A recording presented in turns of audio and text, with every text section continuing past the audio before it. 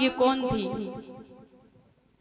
मनु कन्याओं का वर्णन है महाराज, थोड़ी वंशावली सुना दें कि मनु महाराज की बड़ी बेटी थी जिसका नाम था आकहुति। तो महाराज ध्यान रखें, आकहुति का विवाह प्रजापति के साथ में हुआ था।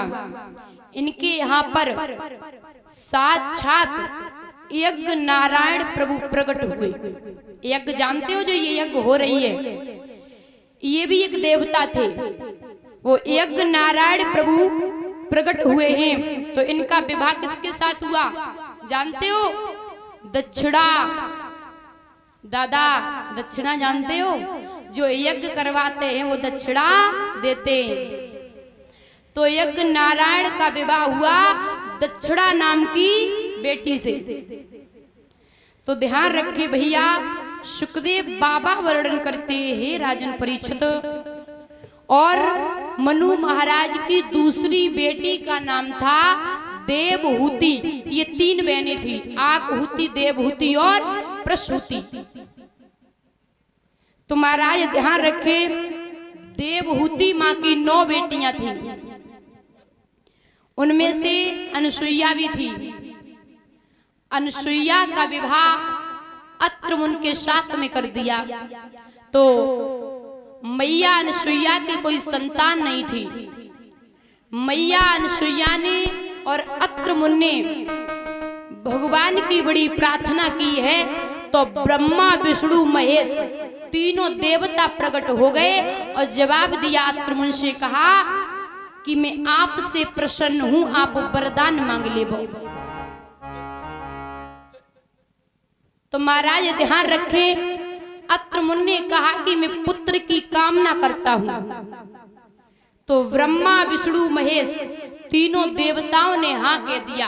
अत्रमुन बोले, नहीं नहीं प्रभु, मुझे तो एक ही लाला चाहिए। तो तीनों का हाँ, कोई अंतर नहीं है, ब्रह्मा विष्णु महेश एक ही है, कोई अंतर नहीं है।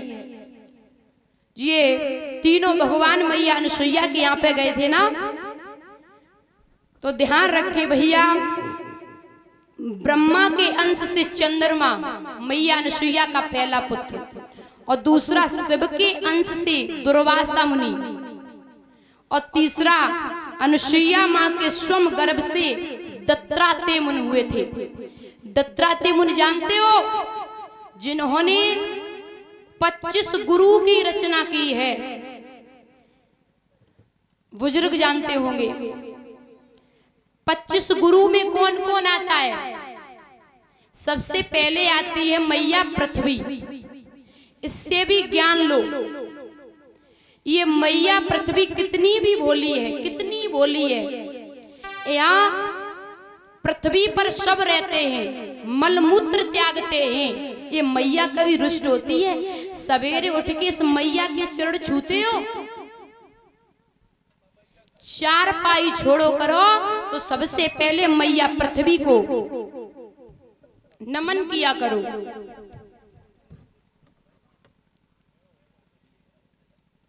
क्योंकि इस पे मलमूत्र त्यागते हो।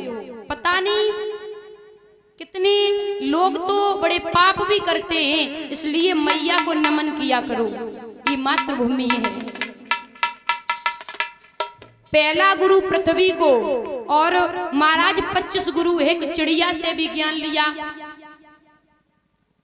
और एक वो कीड़ा होता है ना भृंग, उससे भी ज्ञान लिया। पशु को भी बताया, उससे भी ज्ञान लिया। इन्होंने ऐसे करके 25 गुरु की रचना की थी। ये दत्तात्रेय थे ना, बड़े ज्ञानी पुरुष थे।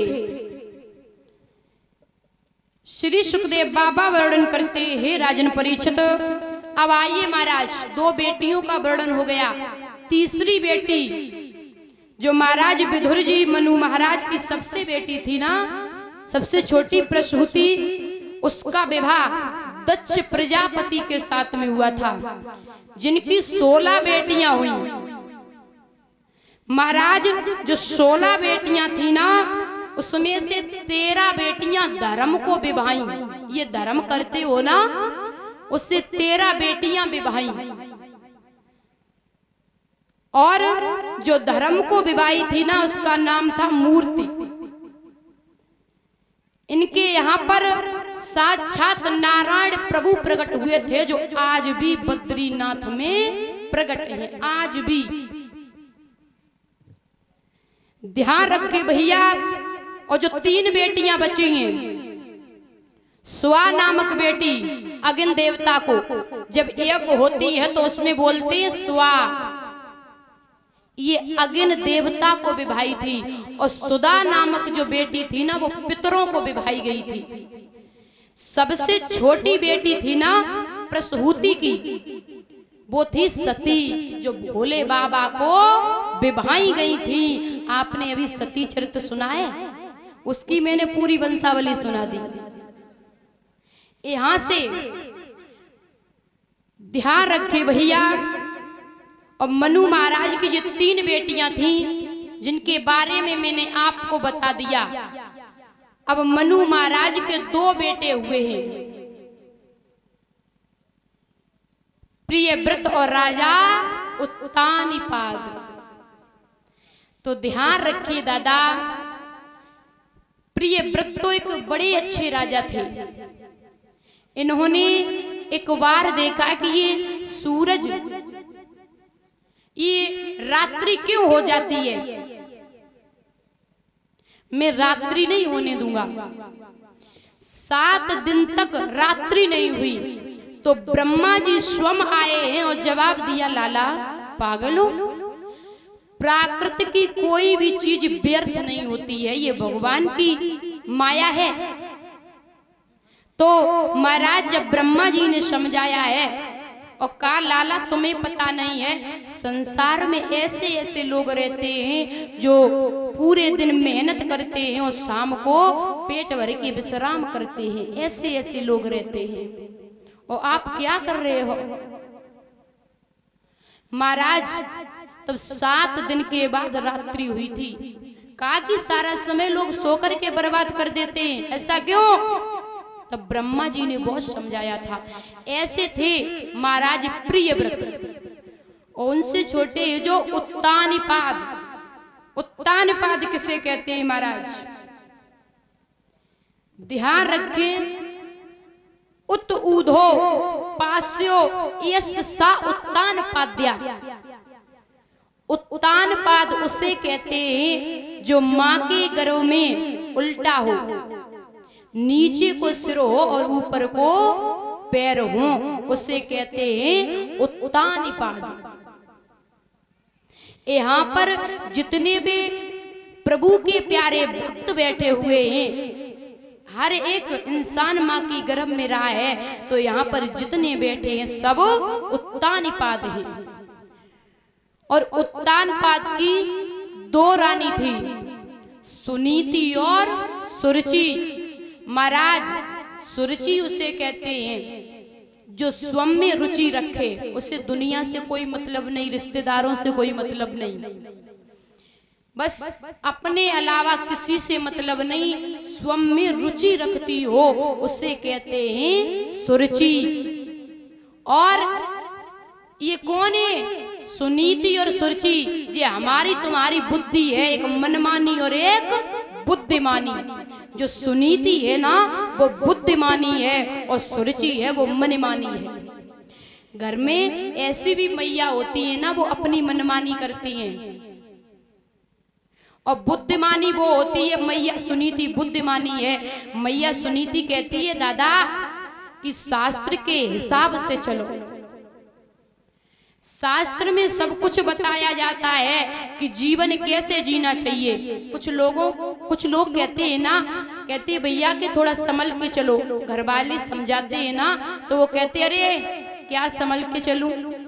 जब शास्त्र उठा के देखोगे, रामायण उठा के देखोगे, गीता उठा के देखोगे ना, तो जीना सीख जाओगे कि जिंदगी है क्या।